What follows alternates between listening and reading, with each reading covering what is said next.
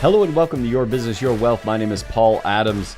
I am joined, as always, by Corey Shepard, a man who needs no introduction and yet gets an embarrassing one most of the time from me. Most every single time.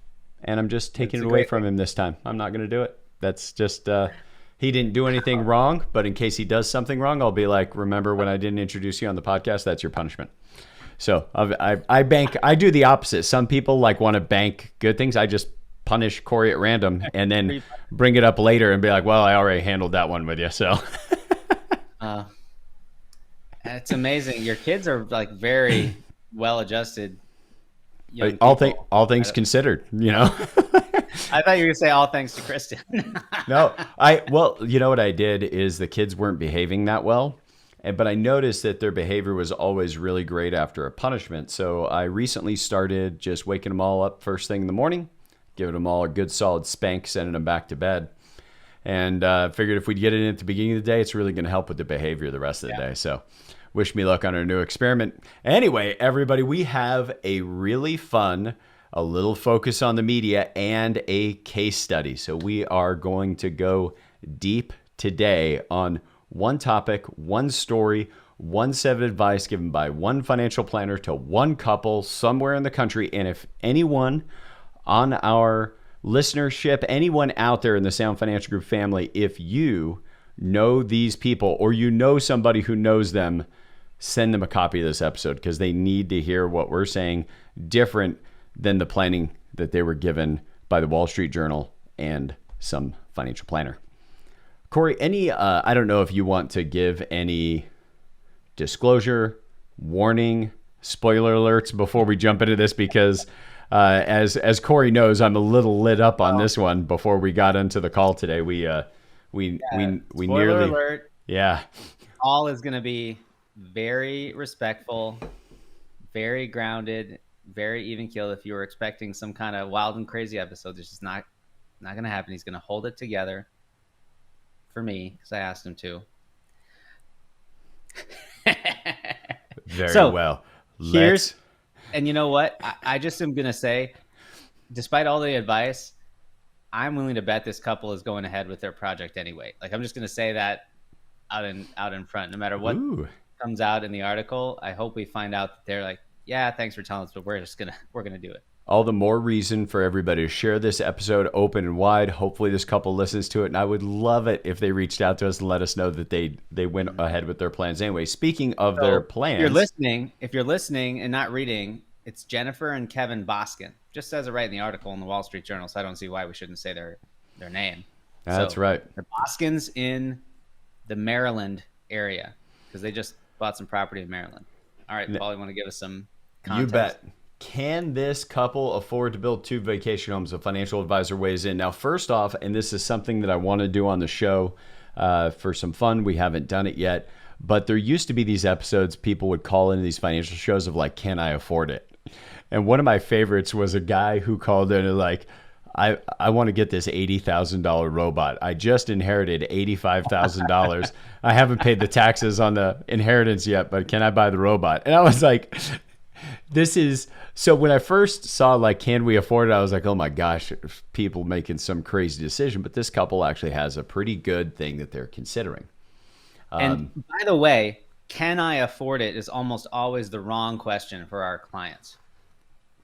It's the wrong question from the beginning, because we figured out over about 120, 150,000 of income, there's almost always a way to finance something, to cash flow something somehow, to do whatever you want, aside from just buying Richard Branson's island from him. You can do most anything you want. So it's not, can I afford it? It's, does this produce the best outcomes for the aims I have in my life? Exactly right. We talk about a lot as when somebody says, hey, you should get this new RV or new boat, or you deserve a new car. Instead of saying, well, we can't afford it, that's what we've been taught in society. And the second you say, I can't afford it, you're now playing on somebody else's field of play, not on your aims and your strategy. So the simpler way to put it is, we'd love to do that, but it would break strategy for us. Now, I've done this at everything from home buying to mortgages to purchasing RVs. And I've got to tell you, when it comes down to a Ford, they have everything, including the people you care about and care about you, have this whole litany of responses to afford to have you fall into the group dynamic of spending the money, or in the case of a car dealership, into the dynamic of, you should buy this vehicle. Now, if instead you answer with, that would break strategy for us, now they're on your field to play. Come on. I've drawn the chalk lines. I know where the boundaries are. You don't. And now I get to say what's happening going forward. So thank you, Corey, for that reminder of why we don't want to just go after affording things. Now, what they want to do, and we're going to read this article a bit thoroughly, but we're going to go through it point by point with all the data and facts that they offer us. Jennifer Boskin and Kevin Boskin want to build 2 vacation homes on a property they recently purchased. Okay. So they already own the land. We know that so far, and their intention is to build 2 vacation homes, although later on one is for them as a second home and the other is as a rental. Right. Now, it's not their multiple vacations. Like, they're building one home for their vacations and another home to provide vacations to other people. That's right.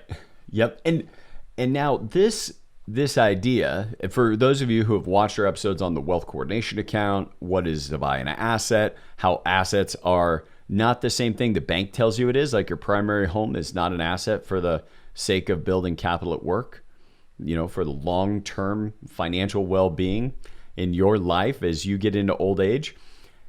It's something that you can put money into that will bring money back to you at some point in the future, either now or in the future, without changing your lifestyle. So an asset is anything that puts money in your pocket now or can put money in your future without changing your lifestyle, which in the stance of one home's going to be our vacation home and the other one's going to be a rental, that means half of it will be an asset and half will be a degree of consumption. Okay? So, and depending on how much they use the other one that they are using, and we're going to get to that in a little, that could be partially a rental as well to make this even easier. Add some shades of gray, which we don't get a lot in the article. The couple who lives in Baltimore paid $50,000 for the land in Garrett County, Maryland. It's zoned for 2 units, and they'd like to build one house and a second house as a rental property. The estimated cost of building both homes, keep in mind, they already own the land, is between $450,000 and $500,000. So for the rest of our conversation, we're going to stick with the $500,000. They're considering taking out a construction loan or using a cash-out refinance from their primary residence. Another option is to wait until they have a bigger nest egg. Okay, so that's the data we have so far. He is 35 years old as a finance manager at a food company, and Mrs. Boskin, 34, works in quality assurance at a medical device company. They plan on starting a family in the next few years. Their combined income is $260,000. Now, a question that's not asked here, Corey, but was one of the first things that I would go into. So everything we're going to work on is going to be the assumption that both spouses are going to continue to work after they have kids. But a question that's not asked is, do either one of you, are you considering staying home after the birth of the child, which would significantly change our recommendations, probably the recommendations of any advisor working with them. They say nothing about it, so we'll make the assumption they're going to both keep working. They have $163,000 in 2 401k plans, and their employers match contributions, which, by the way, for those of you listening, my apologies, this article is in the Wall Street Journal, where you can find it, and you can always find the link on the podcast, the link on the YouTube videos. And by the way, let's just pause for a second. Comment below, because we love hearing this. Yeah. Let us know, what do you guys think? Just pausing so far, you've got a family considering combining the lifestyle of a second home and producing a new investment property. Just how does that occur to you as that idea of being able to live in your wealth, not just accumulate it in financial vehicles? They also have 2 Roth IRAs worth about $27,000. In addition, Mr. Boskin has health savings account valued at $17,000, and she has a pension valued at $15,000 through her current employer. They have $40,000 emergency fund and $23,000 in a stock trading account. So kind of Off the top here, it looks like they have about 63,000 in what we call non-qualified accounts, meaning it's not in a retirement plan. You can get your hands on it if you needed it. Their only debt is a $350,000 mortgage. They have a little over 8 years left on the loan. The home is valued at $750,000. Corey and I doing so that's definitely a 15-year mortgage, I think, right? Yeah. Corey and I were doing some math before, and it looks like it's a 15-year mortgage that they're partway through. Now, if that's the case, they probably also have a mortgage interest rate that's higher than it should be versus today's rates. If they've been plowing at this thing for 7 years, they may have a 15-year mortgage that's at 3.5 right now. Monthly expenses include $3,838 for mortgage payments. So now I'm going to pause here for a moment because I just want to put this into a bit of perspective. So Corey, I'm going to bring this up, and I'm just going to do a $350,000 mortgage at 3% that's 30 years starting today. So right now, that $3,800 that they're spending, Corey, could be as little as $1,471 a month. So more than half less than what they're paying now in terms of... Can you make that mortgage balance $100,000 higher? Yeah, meaning like if they took a cash out refi to do the building? Cash out refi to get the down payment for their building. Yeah. They may not even need to. But it's possible. You're right. They may need to do a down payment for the building. That would bring their mortgage payment up to $1,892. So it's still less than half. So, yeah, I'm not saying that that's necessarily the best way to go, but I'm just adding this list of what ifs of different things that could really easily, because they're going to want to refinance their mortgage, I think, with only 8 years left. And they haven't refied in a while. It'd be my guess. And Corey, I don't know if you could pull this up on your side, but which of our episodes talks about mortgage? Let's go ahead and give that to the audience so they can go back and revisit it if they'd like. But this is not to say that what somebody should do is go from having 7-8 years left on a mortgage and now just crank it out over 30 years. Rather, use a strategy to be able to store that money in the meanwhile. And then when it comes time to paying off your mortgage, write a single check. Don't give the financial institution more and more safety slowly over time on your existing home.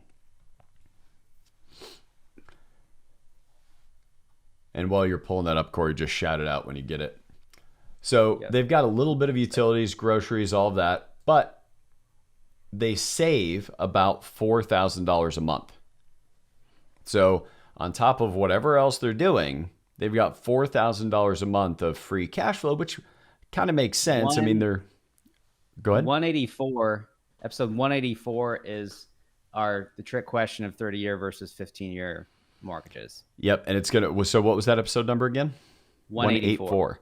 And if you guys go to either 183 or 185, you'll see some more mortgage discussion either side of that. That'll definitely be of help. But this family, because 184 is part 2. Yeah.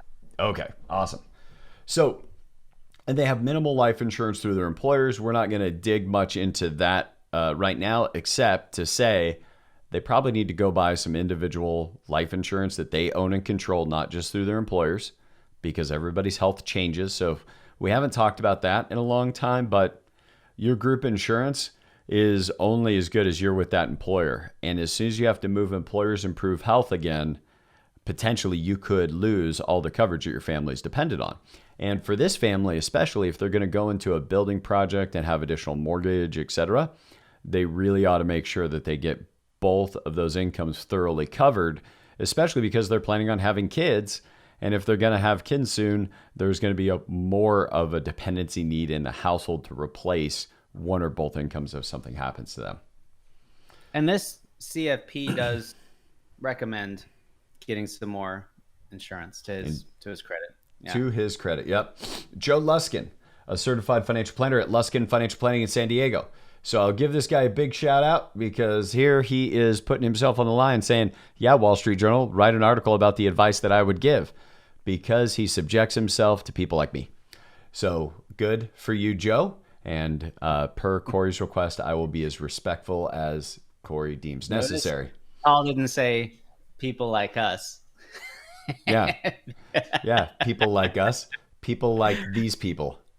No, I mean, because the two of us are doing the review of this article, but we're expecting very different outputs.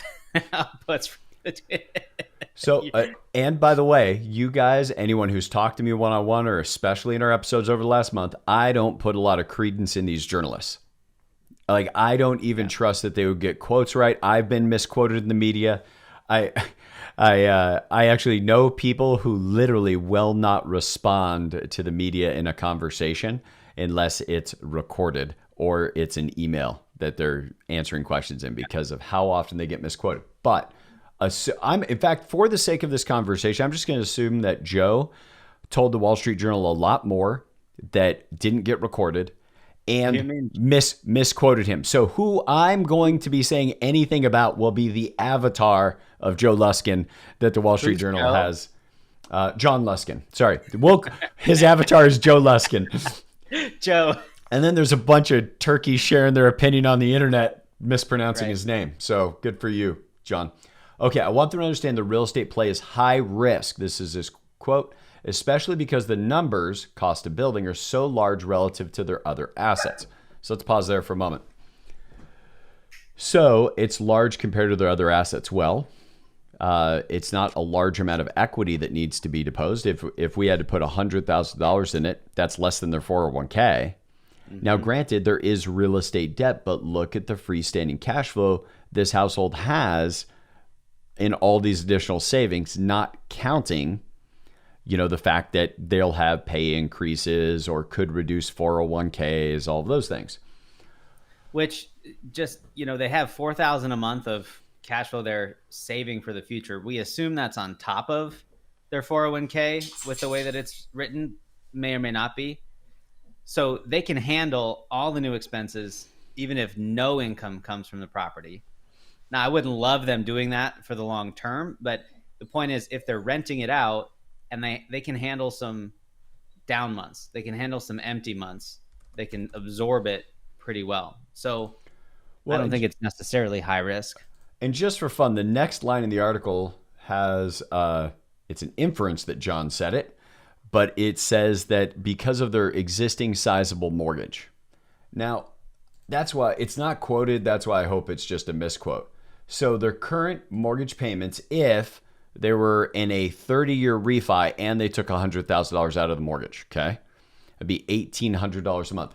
That is $21,948 a year divided by their annual income of $260 and no other debt. Their debt to income ratio, whoop, that was not right. So 1892 times 12. Okay, 22,000 divided by 260,000. And we get an 8.7%. Now, we coach people to not let their personal mortgage, real estate mortgages get over 15% of their income. These people are well below that. Wow. Yeah. Even with enough money to take out. So let's continue in the article here.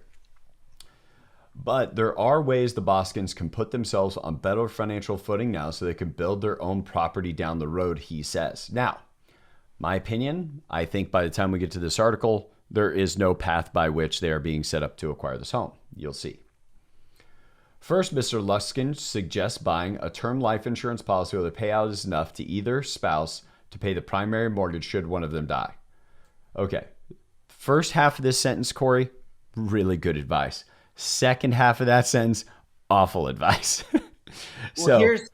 It's so common, but the problem is, their mortgage is such a small amount relative to their income. The refinance that they're about to do, it's pennies in the bucket compared to what they're losing in income over time. Yep, I couldn't agree more. And it's pay off the primary mortgage should one of them die. So we're going to buy life insurance now, even though this client wants to eventually develop something more, inherently putting their household at more, at least financial risk whenever you take on more debt.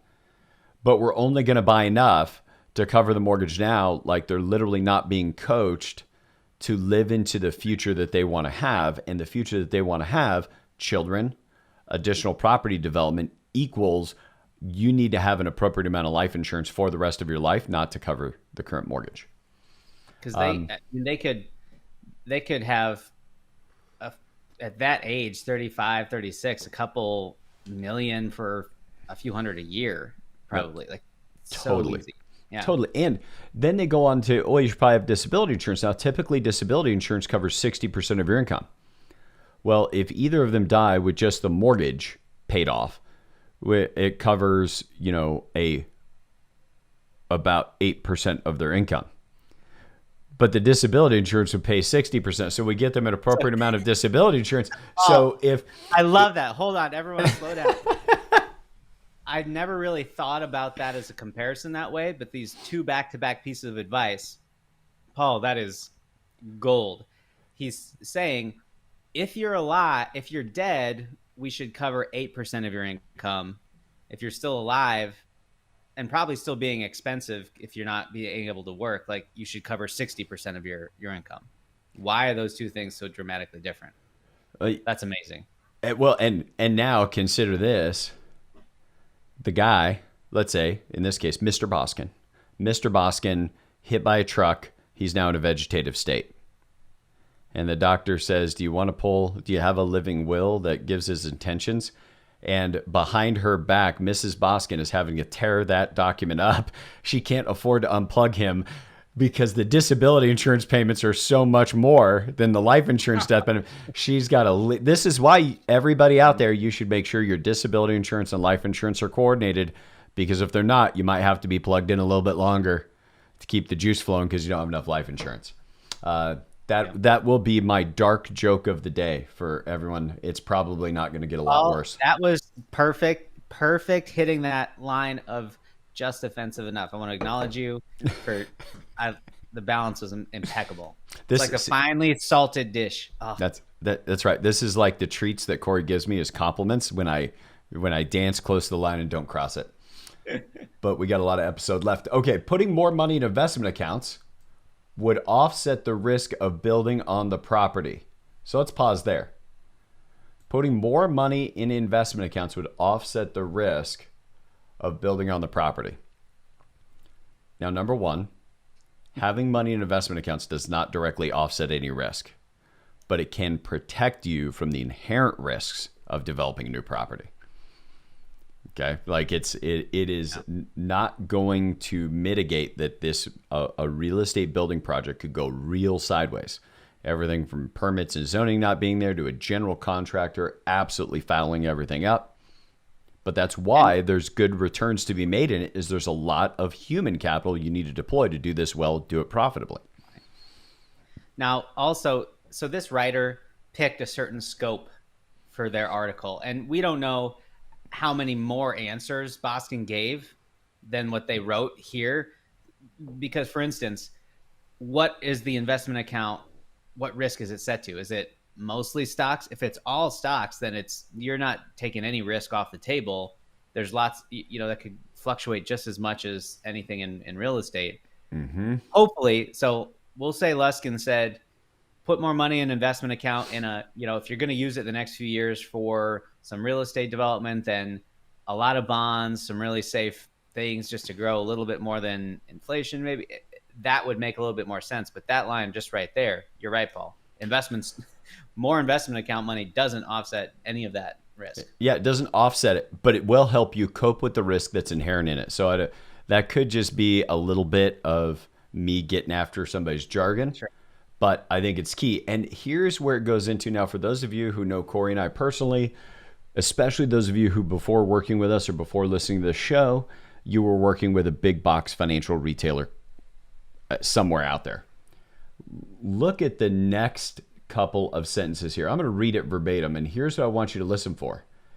Every single thing he recommends that they do now is A, putting money outside of their reach for many, many, many years to come via retirement accounts, and happens to be them putting money in places that somebody in big box financial retail can do the asset management for. So just notice that you will rarely be in a position, you go talk to a financial advisor, unless that financial advisor happens to have Sound Financial Group on their card, where you say, hey, I'm thinking about doing this. And they say, oh, great. So what do you think the rents will be? What's the cash flow going to look like? Have you found out what the mortgage rates are on your construction loan and what the terms are for being able to convert to permanent financing?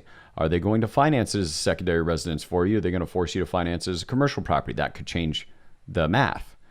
But the typical financial advisor isn't asking any of those questions because what they're lobbying for is what I'm about to read. Since their income likely prevents them from fully funding their Roth IRAs directly.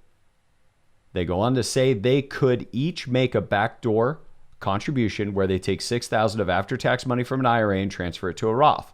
Absolutely accurate. But now we put money into retirement accounts. We're not prepping them for being able to have less financial risk and buy this property. The couple may also want to ask if their employers, if they can make after-tax contributions to their 401k once they hit the limit of investing $19,500 pre-tax. This would allow both Mr. and Mrs. Boskin to invest $58,000 each in their 401ks, including the employer match. Now, so we just used up all their surplus savings on retirement accounts. Get some term life insurance, maybe some disability insurance. Put the rest of your money away while you're in your 30s for age 59 and a half and beyond. It might also be possible to do a mega backdoor Roth, where after-tax money invested in their 401k accounts is then converted to a Roth IRA account or Roth 401k. With Roth accounts, after-tax contributions grow completely tax-free versus 401k is taxed at retirement.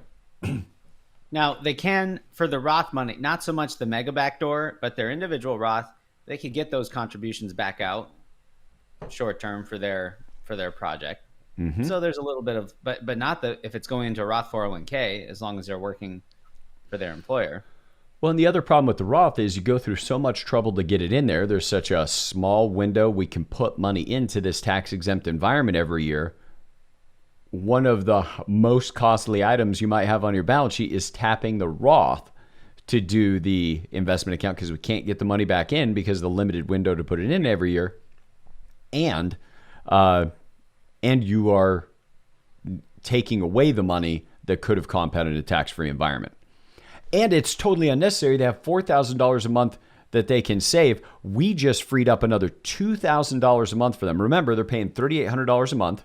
We ran this calculation where they can refinance, take an extra $100,000 out of their primary mortgage, still only pay $1,800. That's $2,000 a month. We now have $6,000 a month of free cash flow for this client. That's a big deal. And they still have a ton of home equity. A ton of home equity.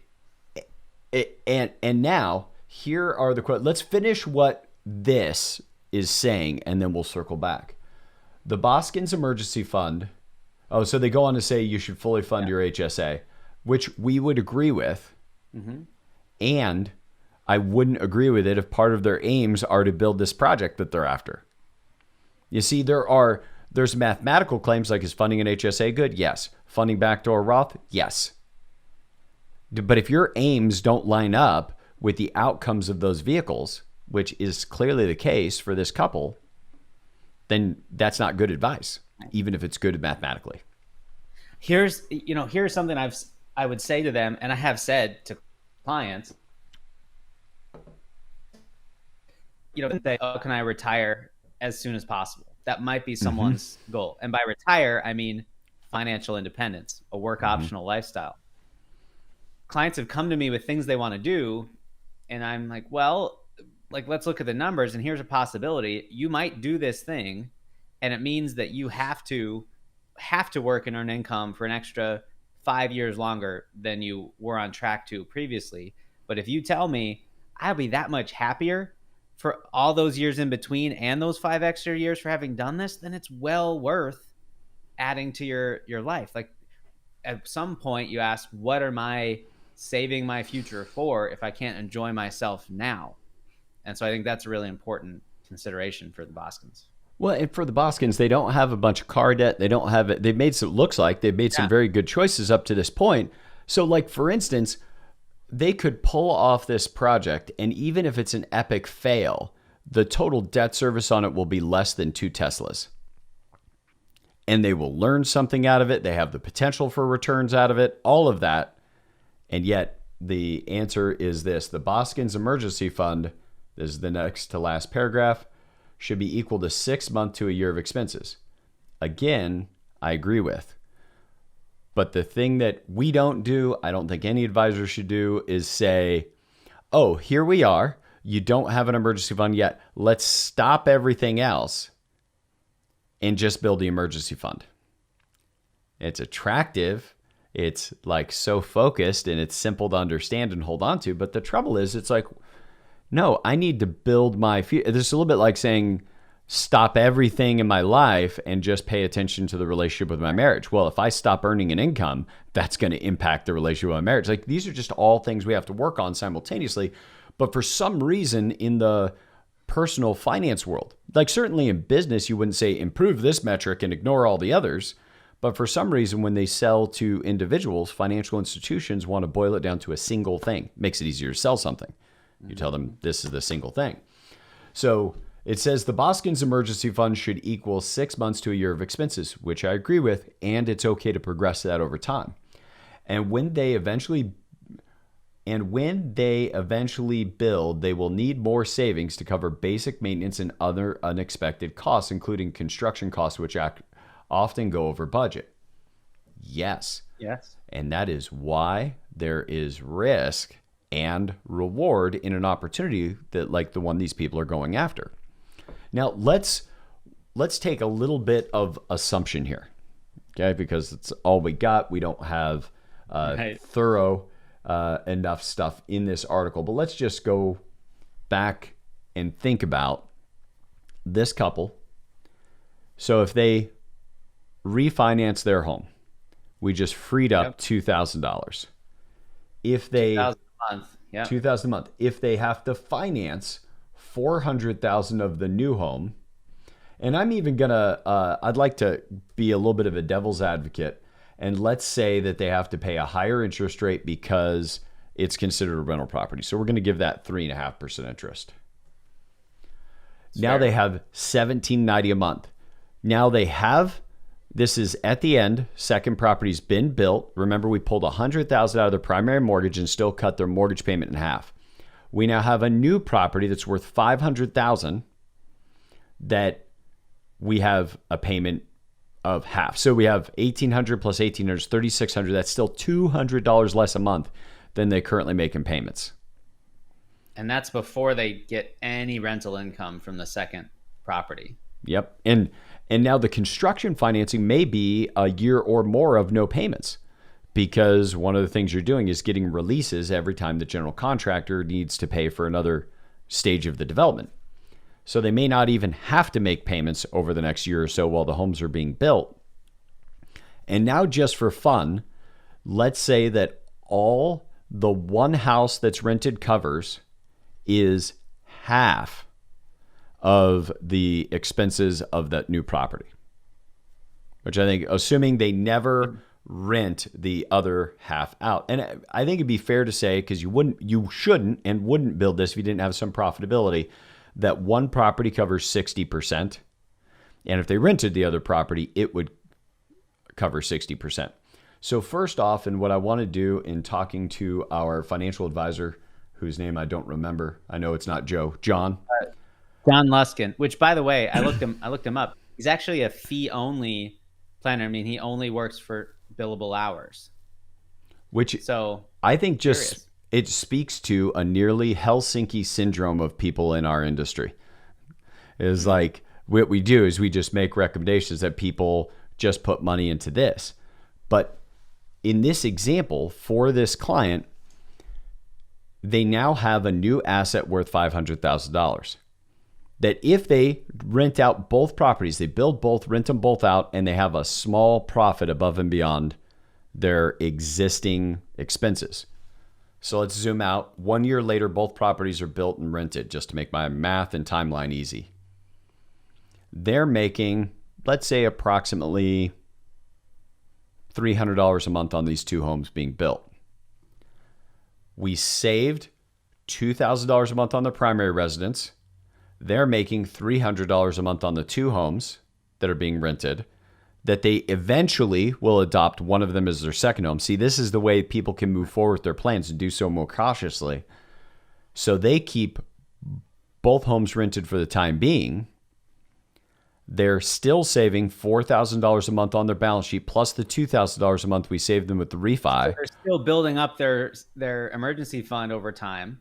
Plus, just the mere fact that the person says you're taking too much risk and you need a big emergency fund while the client is paying $2,000 more a month in mortgage than they should, one of the first things to do at a minimum would be refinance that mortgage and start saving the difference, or go to a credit union to get a home equity line of credit for little to no cost so that you can use that home equity as your buffer if you don't have enough other buffer. Also not recommended in the article. So, but at the end of the day, $2,000 in mortgage savings from their existing mortgage, $300 a month profit, plus they're saving $4,000 a month. That puts them $6,300 to the surplus cash flow positive good. Now, do you think if they're saving $6,300 a month into between cash and brokerage accounts that they could probably do with losing a renter for a little while? Yeah, they could do without a renter for years on both properties because we covered it all inside of existing cash flow. We didn't. They can also afford all the other like startup costs that we might not be talking about, like furnishing a home, things like that. If they need to do that, depending on how they're renting it, like, there's all kinds of places they could go. Right. And now let's think about this. I'm kind of thinking out loud here with you, Corey. So if I step out of turn, I'll just, apologize as usual after. But think about this for a moment. So this person's an hourly consultant fee only planner. Mm-hmm.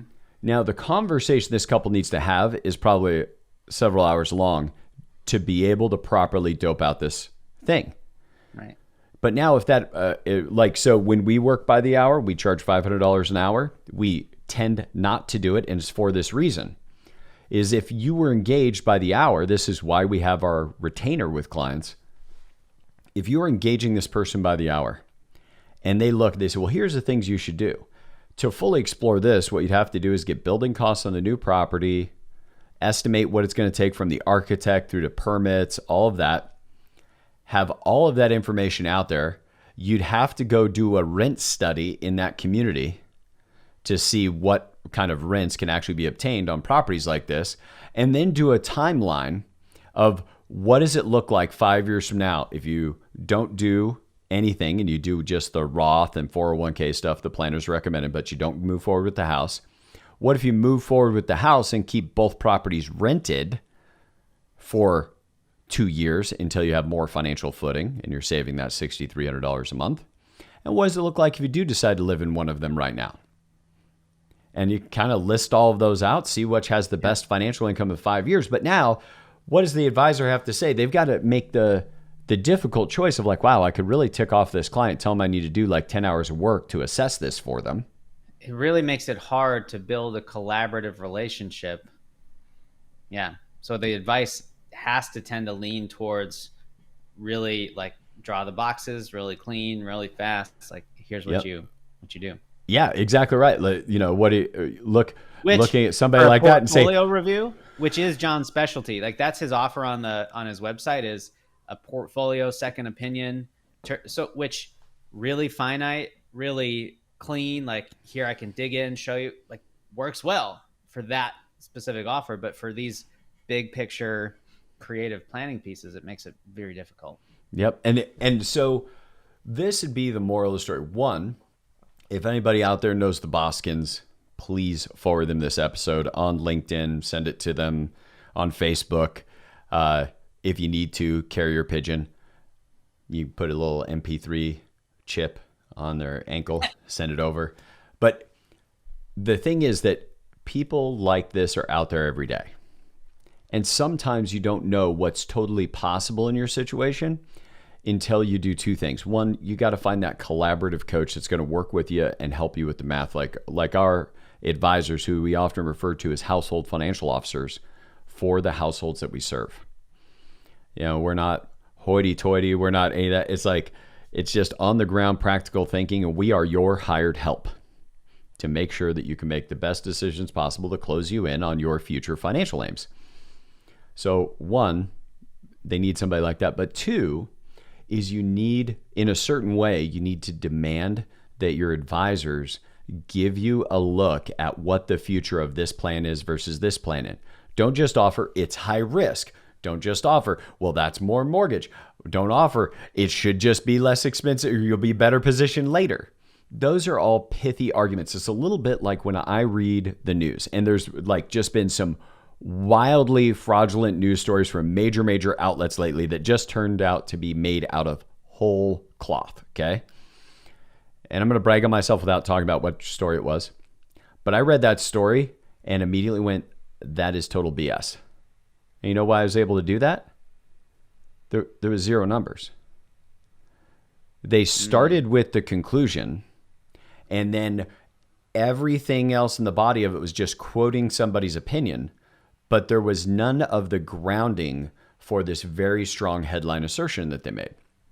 Now, I think you can apply the same thing to financial advisors, which is, in an advisory situation like this, what the clients could do is say, well, can we have you walk through our math of what we want to do? Like if they're not showing the math on their side and able to match it to the math on your side and say, this is why the decision's better, then you should just delete all of their opinions. Yep. And then, or better yet, take the opinion that they have and then take it to somebody that will test yours and test theirs.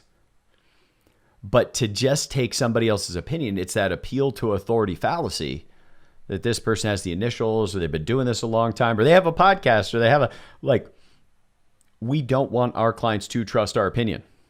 We want all of our clients to be asking critical questions and making the comparison.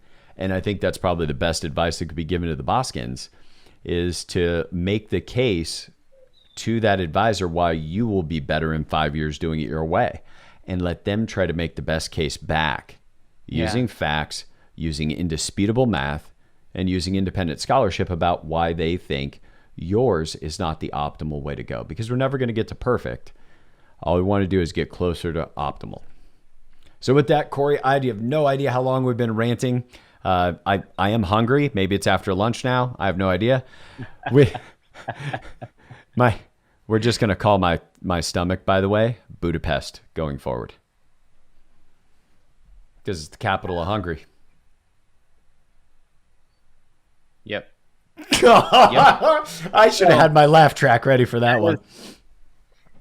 This is, yep. You day in the life of Corey. I think we covered it all.